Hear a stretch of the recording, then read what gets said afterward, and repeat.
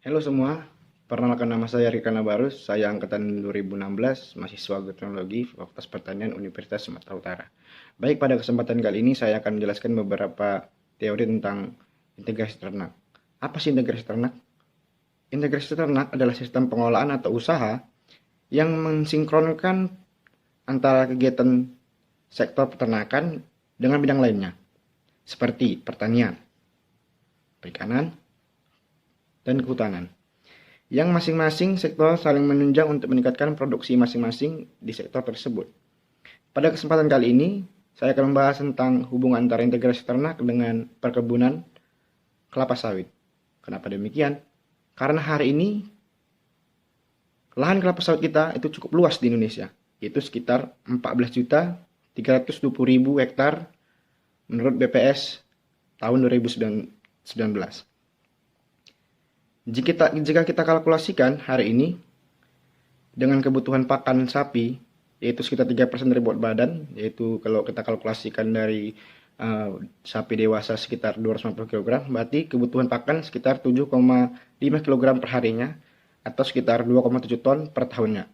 Kalau kita ambilkan contoh sampel dari kelapa sawit, kita ambil dari daunnya terlebih dahulu. Daun kelapa sawit itu bisa tumbuh sekitar pelepahnya 22 pelepah, yaitu sekitar kalau bisa kita olah untuk pakan itu bisa sekitar 7 sampai 8 kg. Kalau kita kalkulasikan juga dari jumlah hektaran dari kelapa sawit yang ada di Indonesia itu sekitar 5.400.000 sapi bisa kita hasilkan pakannya untuk kebutuhan pakan ternak tersebut dari dedaunannya saja. Kita bisa juga ambil dari solid. Hari ini solid dari produk turunan kelapa sawit atau limbah dari kelapa sawit atau bisa disebutkan dengan lumpur sawit. Untuk kita kalkulasikan, hari ini 1 hektar kelapa sawit itu bisa menghasilkan sekitar 30 kg solid per hektarnya. Kalau kita kalkulasikan dengan jumlah sawit yang Indonesia yang sekitar 14 juta lebih, kalau kita bayangkan saja, yaitu kita ambil contohnya per sapi hanya memakan 20 kg solid, itu hampir sekitar 21.500.000 ekor sapi bisa dihasilkan pakannya dari solid ini. Tentunya ini hanya dari dedaunan dan solid saja. Dari perkebunan kelapa sawit kita bisa mencukupi kebutuhan pakan sapi itu sekitar 25 juta lebih, bahkan hampir 26 juta sapi kebutuhan pakannya tersedia di kelapa sawit.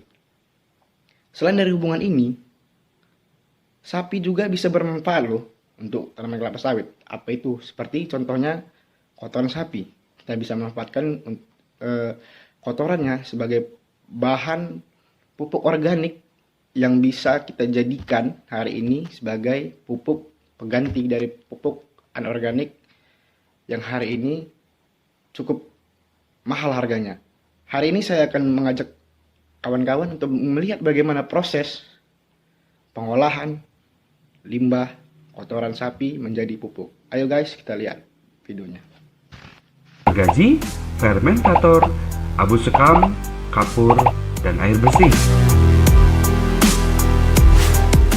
Yang kedua, setelah kita siapkan tempat, kita siapkan peralatannya, yaitu silo atau wadah kompos sesuai kebutuhan, karung, pengaduk atau perata, dan sekop. Jangan lupa untuk SOP, yaitu masker, kaos tangan, dan memakai sepatu boot.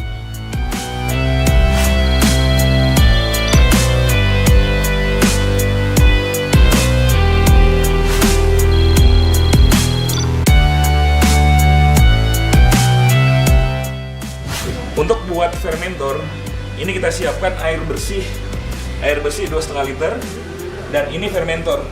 Fermentor ini namanya Trichoderma. Nah, kita campurkan ini 2 tutup ke dalam air bersih ini.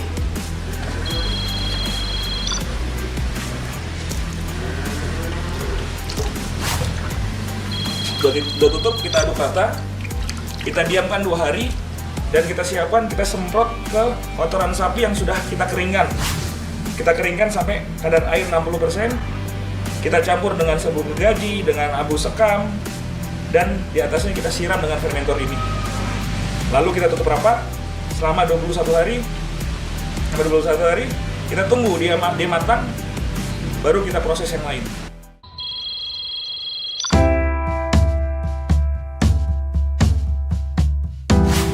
Pertama, kotoran sapi atau feces diambil dari kandang dan ditiriskan selama 1 minggu untuk mendapatkan kadar air mencapai kurang lebih 60%. Kemudian, kotoran sapi yang sudah ditiriskan tersebut dipindahkan ke lokasi atau tempat pembuatan kompos dan diberi campuran serbuk gergaji atau bahan yang sejenis seperti sekam, jerami padi, dan lain-lain, serta abu dan kalsit. Semua bahan ini kemudian dicampurkan atau diaduk. Selanjutnya, seluruh bahan campuran dihamparkan di tempat secara merata. Penghamparan ini dilakukan di tempat yang terlindungi dari sinar matahari dan hujan secara langsung. Penghamparan dilakukan secara berlapis dan setiap hamparan disemprotkan fermentor sesuai dosis. Ketinggian hamparan sesuai kebutuhan, jangan terlalu tinggi atau rendah, lalu tutup hamparan kompos tadi dengan terpal. Biarkan tumpukan hamparan campuran kotoran sapi sampai 7 hari. Pada hari ke-7, balik tumpukan agar memasok oksigen bisa masuk ke dalam bahan dengan merata. Pembalikan bahan dilakukan setiap 7 hari sekali. Aktivitas mikroba bisa ditandai dengan adanya peningkatan suhu. Biasanya peningkatan suhu terjadi menjelang hari ke-8 sampai hari ke-21. Pada hari ke-28, suhu akan menurun kembali. Kenaikan suhu yang terjadi bisa sampai 300 derajat Celcius. Suhu yang tinggi ini akan membuat pupuk kompos menjadi steril dan bibit gulma dan bakteri mati. Campuran kotoran sapi itu sudah menjadi pupuk kompos jika suhu telah netral dan warnanya hitam kecoklatan.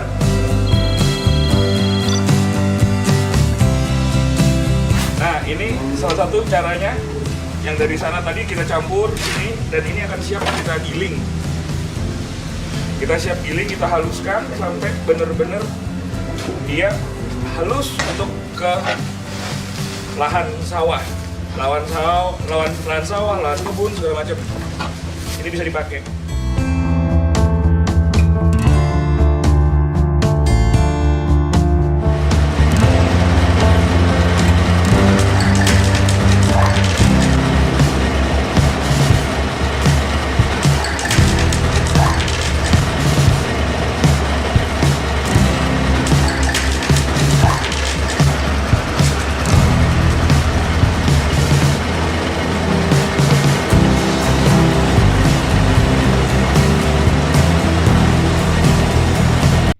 Baik, itulah video yang tadi saya sajikan. Kita lihat bagaimana kotoran sapi bisa kita manfaatkan sebagai pupuk yang kita bisa aplikasikan kepada tanaman kelapa sawit. Hari ini kita lihat beberapa pembelajaran bahwasanya hari ini dengan luasan kelapa sawit yang kita miliki di Indonesia, kita bisa menghasilkan sembada pangan terkhusus di daging sapi untuk mencukupi kebutuhan pangan nasional. Baik, semoga video kali ini bisa menjadikan pembelajaran untuk kawan-kawan. Jikalau ada salah penamaan, kata atau ucapan, saya ucapkan minta maaf. Lebih dan kurangnya saya ucapkan terima kasih. Saya Riklana Barus. Terima kasih. Selamat berjumpa di kesempatan lainnya.